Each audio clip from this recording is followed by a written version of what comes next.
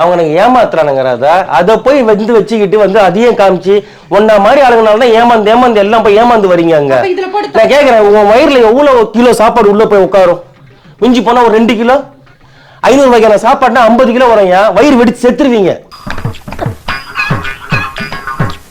சாப்பிட்டு மிச்சம் இது எடுத்துட்டு வரக்கூடாதா? எடுத்துட்டு வரக்கூடாது, பார்சல் எல்லாம் கிடையாது. இந்த ஆசை வேற நோட்டுறாங்க உனக்கு. சாப்பாடு இத்தனை வெரைட்டியான, அதுவும் ஒன்னே மாதிரி சோத்து மூட்டைகள் உள்ள அலோடி கிடையாதான். இவனை தவிர யார் வேணாலும் வரலாம். சோத்து மூட்டை. ஆமா,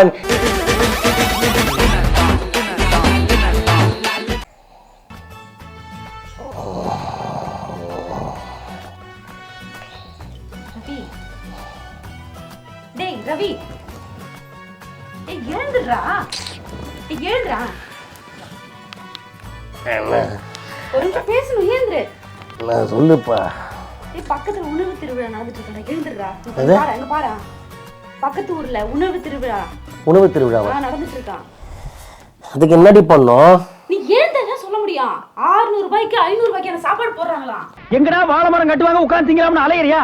என்ன சொல்ற? இங்க பாரு, 600 ரூபாய்க்கு 500 ரூபாய்க்கான சாப்பாடு போடுறாங்களாம். இன்னைக்கு ஒரு புட்டி. வா போலாம், சீக்கிரம் வா. ஏய் சீ இரு, தீனி மூட்டை சோத்து பண்டாரம். இந்த ஆஃபர்லாம் கிடைக்காதுடா. பாரு, ஏய் இதெல்லாம் தில்லாடங்கடி வேலை, திருட்டு வேலைடி இது. ஏய் அதுல போட்டுட்டாங்க பாருடா. ஏய் சீ எடுத்துப்பா, பைத்தியம். தூங்கிந்தவனை எழுப்பி வச்சு உயிர் எடுத்துக்கிட்டு இருக்க. யாரா போய் அப்பப்ப நிரூபிக்கிற நீ ஒரு சோத்து மூட்டைன்னு.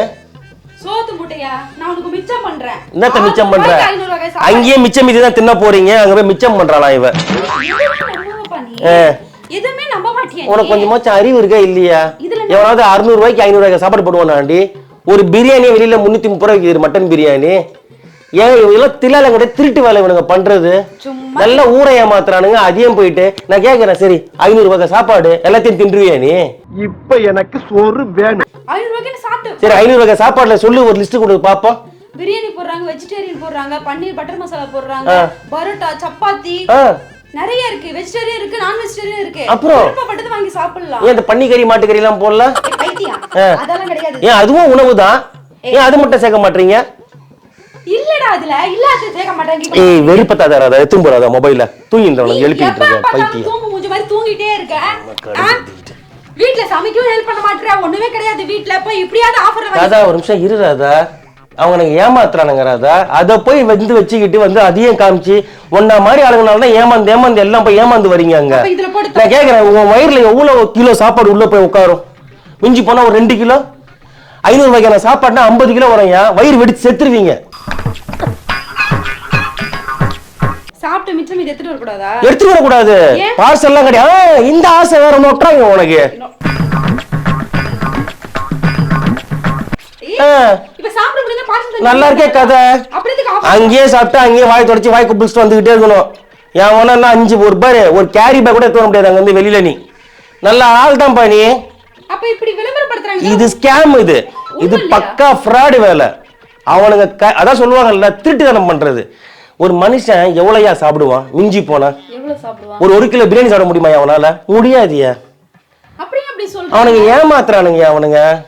அத போய் நம்பி போயிட்டு அங்க 600 ரூபாய் கொடுத்துட்டு ஒரு 5 பேர் வீட்டுலன்னா 5000 30 3000 ரூபாய் கொண்டு போய் கொடுத்துட்டு முக்கி எவ்வளவு திம்பிங்கயா? அதுக்கு மேல தின்னா ஜீரணமாகாம ஃபுட் பாய்சன் ஆகி செத்து போயிடுவீங்க. பக்கத்து வீட்டு அக்கா கிட்ட எல்லாம் சொல்லி ஷேர் பண்ணிட்டேன்டா. நாங்க போறேங்க. ஓ மேடம் என்ன நினைச்சிட்டு இருக்கீங்கன்னா அவங்க போய் சாப்பிட்டு மிச்ச மீதியை பார்சல் பண்ணிட்டு வந்து இங்க வீட்ல உட்கார்ந்து தின்னலாம்டா. அங்க எவ்வளவு சாப்பிட முடியும்? ஏய் ஏய் ஏய் என்ன கிளம்பிட்டா? ஒரு நேரம் சாப்பிட முடியும், மத்ததெல்லாம் ஐயோ உங்களை மாதிரி தற்கூரிங்க இருக்கறனால தான் அவனுங்க எல்லாம் நல்லா பொழைக்கிறானுங்க. முதல்ல நான் சொல்றேன் கேளு, இந்த பஃபே சிஸ்டமே தப்புங்கிறேன். கல்யாணத்துல பஃபே சிஸ்டம்னா தேவைக்கு சாப்பிட்டுட்டு போயிடுவாங்க. பஃபே சிஸ்டம் கொண்டு வந்தாங்க. இங்க இருக்கிற ஆளுங்க என்னவோ அதை போய் பெருசா பெருமையா பீத்திக்கிட்டு உணவு திருவிழா, மண்ணாங்கட்டி திருவிழா. அப்படி உணவு திருவிழா நடத்தினீங்கன்னா ஏழை குழந்தைங்க வெளியில நல்ல சோறு கிடைக்காம எத்தனை பேர் இருக்காங்கயா? ஒரு 100 பேரை கூட்டிட்டு போயிட்டு அவங்களுக்கு போடுங்க சாப்பாடு. எவ்வளவு மிச்ச மீதி கொண்டு போய் குப்பையில கொட்டுறீங்க தெரியுமாங்க? எல்லாருக்கும் உதவாதாடா இந்த ஆஃபர்? வேஸ்டா அது. நிஜமா தான் சொல்றியா? ஐயோ இவனா நம்ப மாட்டா போல இருக்கே. நீங்க பாரு, நான் உனக்கு கூப்பிடுறேன், சோம்பேறி இருந்தாலும் எதுவும் சொல்லலையே. சத்தியமா இல்ல ராதா, இப்ப சாப்பாடு இத்தனை வெரைட்டியான அதுவும் ஒன்னே மாதிரி சோத்து மூட்டைகள் உள்ள அலோடி கிடையாதான். இவனை தவிர யார் வேணாலும் வரலாம். சோத்து முட்டை. ஆமா, நீ என்ன பண்ணு தெரியுமா, நான் சொல்ற மாதிரி கேளு. ஒரு நல்ல ஜோல்னா பை எடுத்துக்கோ, நைஸா தட்டுல வாங்கி வாங்கி என்ன பண்ணு உள்ள போட்டுக்கோ. நானே அந்த பிளான் தான் நினைச்சிட்டு இருந்தேன். ஐயோ ஐயோ, நானா நினைச்சேன் உன்னுடைய குழந்தைத்தனத்தை நினைச்சா எனக்கு பாவமா இருக்கு. ஐயோ சாப்பிட்டுட்டு உண்மையிலே எடுத்துன்னு வந்துடலாம், அது 2-3 வேளை வச்சு சாப்பிடுறேன். என்ன ஒரு புத்திசாலித்தனம். இந்த ஆஃபர் ஏன் மிஸ் பண்ணோம்? அதாவது நீ நினைச்சுக்கிட்டு இருக்க மிச்ச மீதி எடுத்து வந்துடலான்ட்டு, ஆனா அவங்க கொடுக்கறதே மிச்ச மீதி தான்றது உனக்கு தெரிய மாட்டேங்குது. மிச்சம் மீதினா சாப்பிட்டு தான் கொடுப்பாங்களா? அப்படிலாம் இல்லடா ராஜாத்தி. வேற நல்ல ஃப்ரெஷ்ஷான காய்கறிகளும் அதுவும் நல்ல தக்காளி வெங்காயம் எல்லாம் ஃப்ரெஷ்ஷா போட்டு சமைச்சு உங்களுக்கு கொடுப்பாங்க தூக்கி 500 ரூபாய்க்கு. எவன் ஒருத்தன் வந்து ஆஃபர் போடுறானோ, எவன் ஒருத்தன் தள்ளுபடி தரானோ உங்களை ஏமாத்துறான்னு அர்த்தம். தெரிகிறதா? ஒருத்தனுடைய ஆசையை தூண்டிதான் அவனை ஏமாத்த முடியும், பாத்துங்க. ஏதோ சொன்னாலும் ஏதாவது ஒண்ணு புரட்டி கிளப்பி விடணும். இந்த நம்பர் தான் நம்ப வேணாம் கூட தெரியல. இப்ப என்ன உனக்கு பிரியாணி சாப்பிடணும். ஏய் இப்போ உனக்கு என்ன ஐயா, ஒரு நிமிஷம், உனக்கு என்ன இப்ப பிரியாணி சாப்பிடணும் தானே? அங்க போனா எவ்வளவு செலவாகும்? 2 பேர் போனா 1200 ரூபாய் ஆகுமா? அந்த 1200 ரூபாய் நான் தரேன், வாங்கிட்டு வந்து தரேன். வீட்டுல சமைச்சு நல்ல சுத்தபத்தமா இங்க வச்சு சாப்பிடலாம். புரியுதா? ஓகேவா?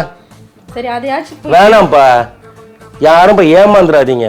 ஒரு மனுஷனால அதிகபட்சம் 800 கிராமுக்கு மேல அவன் சாப்பிட்டான்னா அவனுக்கு குரல் வந்து டைஜஸ்ட் ஆகாதுன்னு டாக்டரே சொல்றாங்க.